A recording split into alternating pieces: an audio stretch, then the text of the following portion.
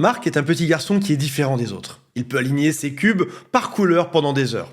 Il peut connaître le nom de toutes les planètes avant même de savoir lasser ses chaussures. Il peut aussi corriger la maîtresse lorsqu'elle s'est trompée de date. Mais c'est dans la cour de récréation que ça se gâte.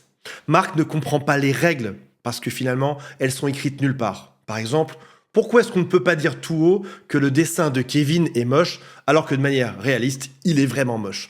Pourquoi est-ce que les autres se regardent, rient entre eux sans que lui comprenne pourquoi? Et c'est une sensation que beaucoup d'autistes décrivent avec les mêmes mots. Tout le monde semble connaître les règles du jeu, sauf lui. Dans la cour de récréation, il y a une petite fille qu'il aime bien. Il la regarde. Et ses camarades de cours de récréation vont lui faire croire qu'elle l'aime bien aussi. Juste pour qu'il aille vers elle et qu'il se ridiculise et que tout le monde se moque de lui. Alors, vers 8 ans ou 10 ans ou même 15, il va faire quelque chose que personne ne lui a jamais dit de faire. Il se met à étudier les autres.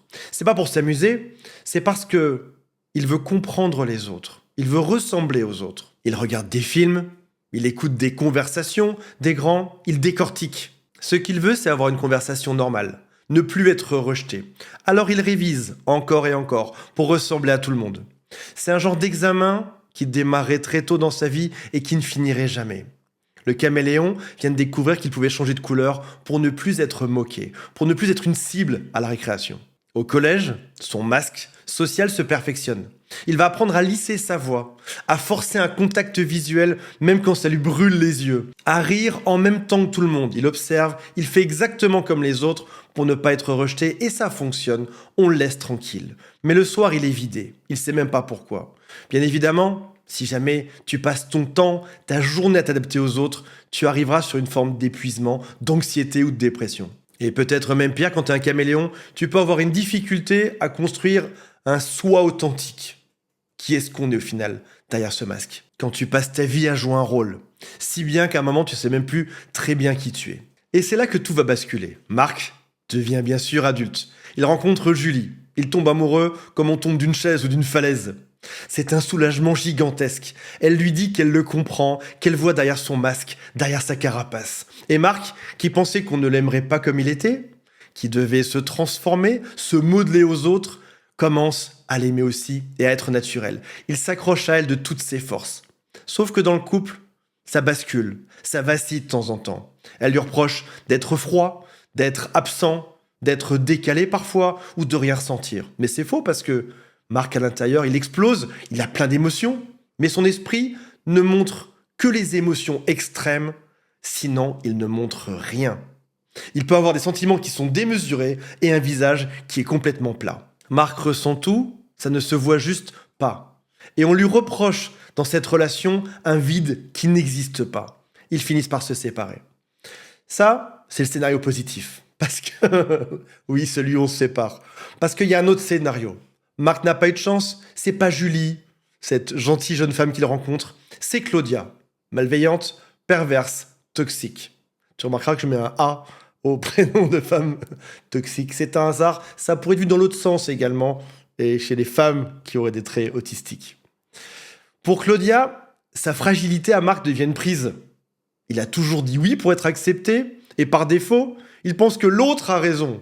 Par défaut, depuis qu'il est tout petit, il doute de lui-même. Il a toujours été le vilain petit canard de la mare, alors il se tait, il encaisse, il pense qu'elle a raison. Il devient caméléon, il prend les couleurs d'une personne toxique, sans même s'en rendre compte. Elle lui fait croire qu'il a bien de la chance de l'avoir accepté, qu'elle veut bien de quelqu'un comme lui, malgré toutes ses bizarreries, et elle l'isole.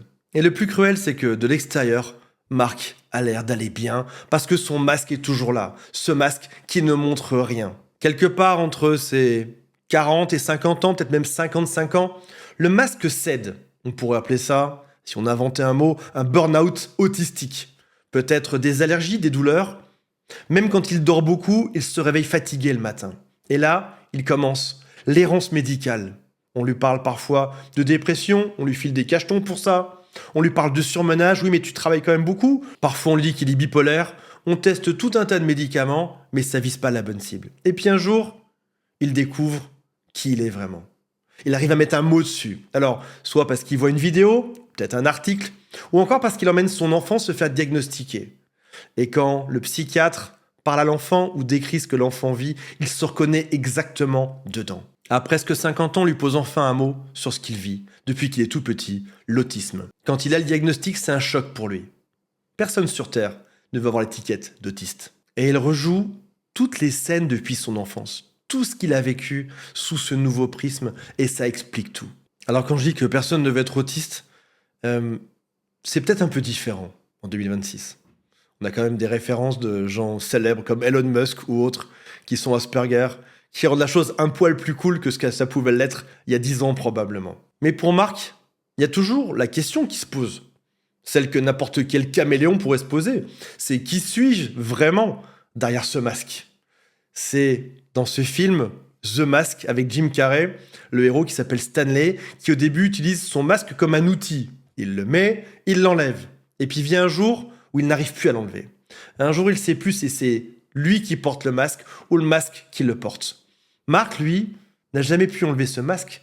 Depuis qu'il est tout petit, il l'a. Il ne l'a jamais enlevé le soir pour être qui il était.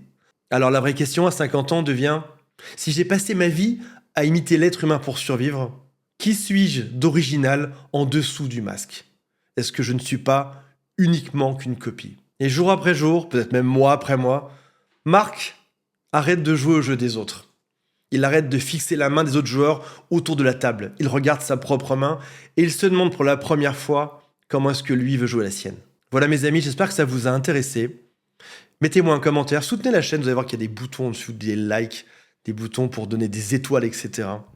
Et peut-être que cette vidéo aujourd'hui doit être envoyée à un ami, soit un partenaire si vous avez le syndrome TSA et comment vivre une vie enfin apaisée. Voilà mes amis, on se retrouve dans la prochaine vidéo, salut à tous, bye, je vous aime.